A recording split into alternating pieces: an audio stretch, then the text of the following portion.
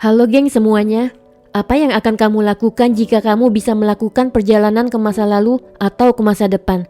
Memang sangat sulit dibayangkan ya gengs. Nah, daftar ini adalah 5 kasus yang katanya adalah bukti bahwa perjalanan waktu itu ada. Wah, gimana ceritanya? Hayo gengs, kita simak sama-sama. Nomor 5, kasus misterius Thomas Johnson. Bermula pada bulan Juli tahun 1912, seorang anak laki-laki berusia 10 tahun bernama Thomas Johnson yang tinggal bersama orang tuanya di Farmland, New York City, sebuah peternakan yang memiliki sebuah danau. Thomas kecil suka bermain-main di sekitar pertanian dengan teman-temannya. Tetapi suatu hari saat dia sedang bermain di dekat danau, ayahnya memperingatkan dia dan teman-temannya untuk tidak pernah mendekati danau. Peringatan itu karena ayah Thomas merasa danau itu sangat aneh. Dia percaya bahwa beberapa hewan telah pergi ke danau tersebut dan tidak pernah kembali. Tetapi Thomas benar-benar mengabaikannya. Tidak peduli dengan peringatan ayahnya, kali ini dengan rasa ingin tahu, saat malam hari bersama teman-temannya, dia pergi sedekat mungkin ke danau tersebut. Dan di sana anak-anak yang lain menyaksikan pusaran air benar-benar menelan Thomas. Anak-anak kemudian berlari memanggil ayah Thomas, tetapi sudah terlambat. Putranya sudah pergi masuk ke dalam danau. Ayah Thomas memberitahu polisi dan segera dilakukan pencarian. Mereka mencari selama berminggu-minggu, tetapi tidak ada sedikit pun jejak Thomas. Minggu dan bulan berlalu hingga tahun demi tahun berlalu. Kesedihan melanda ayah Thomas dan dia tidak berhenti menyalahkan dirinya sendiri atas hilangnya putranya. Dia sering berjalan di tepi danau misterius tersebut hanya untuk mengingatnya. Dan hampir 60 tahun kemudian, ketika semua orang hampir melupakan Thomas, hal tak terduga terjadi pada Juli 1970. Ayah Thomas yang saat itu berusia 91 tahun sedang berjalan di tepi danau ketika dia menyaksikan pusaran terbentuk di danau. Persis seperti yang digambarkan oleh anak-anak pada tahun 1912 pada hari ketika Thomas menghilang. Ayah Thomas terus mengawasi dari jauh dan yang paling mengejutkannya, danau itu membawa putranya kembali. Ayah Thomas langsung mengenali anaknya, tetapi Thomas menatap ayahnya dengan heran karena banyak yang berubah padanya, terutama usianya.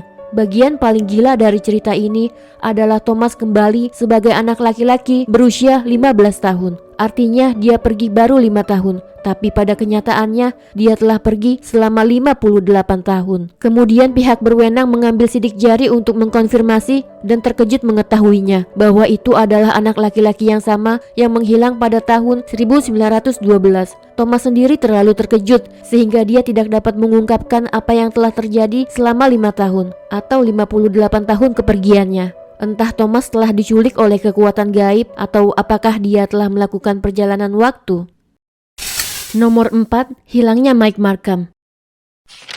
Pada awal tahun 1995, Mike Markham berusia 21 tahun yang merupakan jurusan teknik elektro bermaksud membangun mesin waktu di belakang rumahnya di Stanberry, Missouri. Mike sangat ingin membuat mesin waktu karena dia ingin mendapatkan nomor pemenang lotre di masa depan. Dia menggunakan laser compact disc untuk mengurangi hambatan udara antara dua kutub yang bergiliran menghasilkan ARC terus-menerus. Meskipun Mike mendapat tanda panas melingkar seperti vortex, dia mencoba melihat apa tanda tersebut dapat dihasilkan dengan memasukkan sekrup lembaran logam. Mike mengklaim bahwa sekrup tersebut menghilang dan kemudian setelah beberapa detik muncul kembali beberapa meter jauhnya. Mike membutuhkan transformer besar untuk meneruskan pengujiannya. Namun karena harga transformer baru terlalu mahal bagi Mike, jadi akhirnya dia mencuri 6 trafo besar di pabrik daerah tersebut. Mike melanjutkan percobaannya, namun dia tidak berhasil, malah menyebabkan pemadaman listrik besar-besaran di lingkungannya. Tidak lama setelah insiden itu, polisi muncul di rumah Mike dengan surat perintah penangkapan karena telah mencuri transformer. Mike kemudian menghabiskan 2 bulan di penjara. Sementara di luar penjara, dia mendapatkan popularitas karena banyak orang yang benar-benar tertarik pada ceritanya. Dan setelah dia dibebaskan, Art Bell yang seorang penyiar radio menghubunginya untuk menjadi tamu di sebuah acara di radio AM Coast to Coast miliknya. Selama wawancara, Mike mengatakan bahwa dia ingin membangun mesin waktu secara legal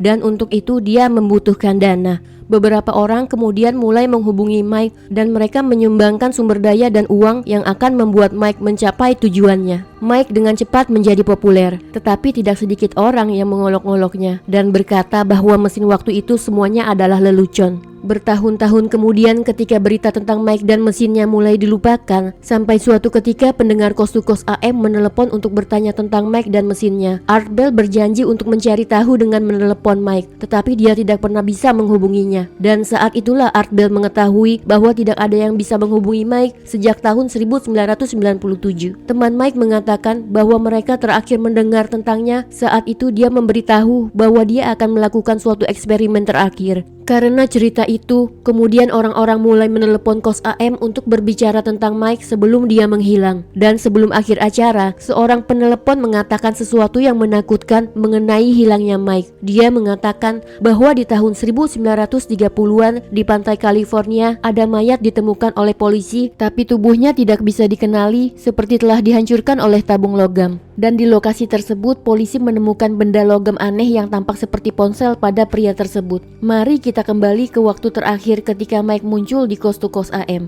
Saat itu Art Bell bertanya kepada Mike apa yang akan dia bawa bersamanya jika tujuan menggunakan mesin waktunya berhasil. Saat itu Mike mengatakan bahwa dia akan mengambil ponselnya dan kembali ke tahun 1930-an. Dan tubuh pria yang ditemukan tewas di pantai itu dikatakan mirip dengan tubuh Mike karena benda logam di atasnya tampak seperti ponsel. Padahal di waktu itu ponsel belum ada dan belum diproduksi. Keanehan ini juga karena Mike telah memberitahu Art Bell bahwa dia akan melakukan perjalanan kembali dengan ponselnya. Ada banyak spekulasi dan cerita yang mengelilinginya sejak Mike menghilang. Salah satunya yaitu Mike kembali ke masa lalu di mana dia telah meninggal. Spekulasi lainnya mengatakan bahwa Mike mungkin pindah ke Hawaii karena masalah keuangan. Menurut cerita, Mike saat ini bekerja di Hawaii untuk menghemat lebih banyak uang dan kemudian kembali ke daratan untuk memulai percobaannya lagi. Nomor 3, Greta Thunberg.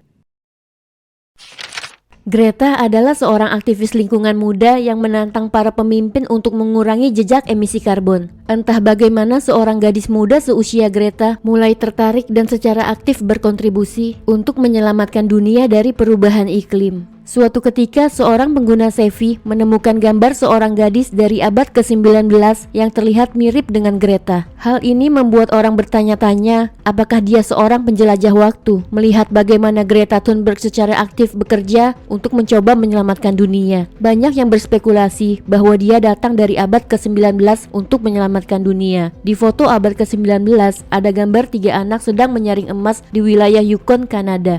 Tetapi kamu pasti bisa melihat di antara mereka siapa yang mirip Greta karena kemiripannya yang sangat mencolok. Yang lebih mengejutkan lagi adalah gadis dari abad ke-19 yang diduga Greta dengan Greta yang di abad ke-21. Keduanya memiliki kuncir rambut di sisi yang sama. Meskipun Greta tidak pernah menanggapi klaim perjalanan waktu atau apapun. Dan karena Greta adalah satu-satunya yang bisa memberikan jawaban terbaik, dia tidak ingin mengatakan apapun tentang itu. Dan kita mungkin harus percaya apapun yang kita pilih untuk percayai. Nomor 2, Jay Bernard dan Josim.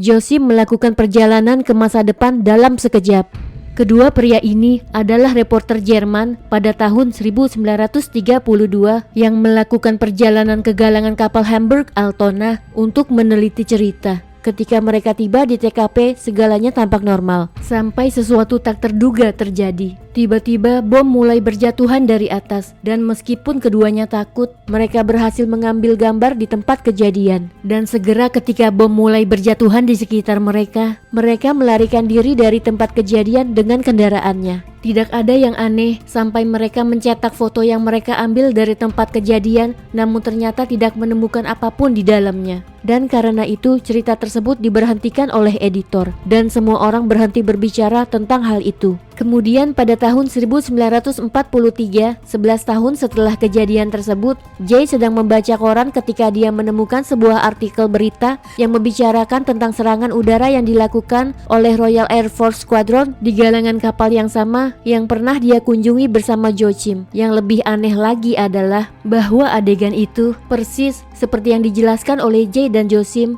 pada tahun 1932. Dan apapun yang terjadi pada keduanya hari itu masih menjadi misteri. Nomor 1, toko buku. Pada tahun 1996, seorang polisi dengan istrinya sedang berbelanja di Streets of London. Istri pria itu masuk ke sebuah toko buku untuk membeli beberapa buku, tapi si polisi memilih untuk menunggu istrinya di luar toko. Kemudian sang polisi ini berjalan-jalan untuk mencari toko CD. Namun pada saat dia sedang berjalan, tiba-tiba dia mulai melihat kesunyian yang tidak biasa yang menarik perhatiannya pada sekelilingnya. Pertama-tama dia melihat sebuah mobil seperti berasal dari tahun 1950-an, tapi dia berpikir bahwa dia sedang melamun. Sampai kemudian mobil itu membunyikan klakson dan berbelok di sekitarnya. Pada saat itu, dia menyadari bahwa dia sedang berdiri di tengah jalan. Dan kemudian semua orang di sekitarnya berpakaian ala tahun 1950-an. Polisi itu sangat bingung dan dia tidak dapat mengerti apa yang sedang terjadi di sekitarnya. Pada saat itu dia berpikir untuk menemukan toko buku tempat dia meninggalkan istrinya. Tetapi yang paling mengejutkannya adalah bahwa toko buku itu tidak ada lagi di lokasi yang sama dan telah berubah menjadi toko pakaian wanita. Hal tersebut semakin membingungkan pria itu, tetapi dia tetap harus mencari istrinya dan mulai masuk ke dalam toko pakaian tersebut. Begitu dia masuk ke toko pakaian ini, kemudian toko berubah kembali menjadi toko buku.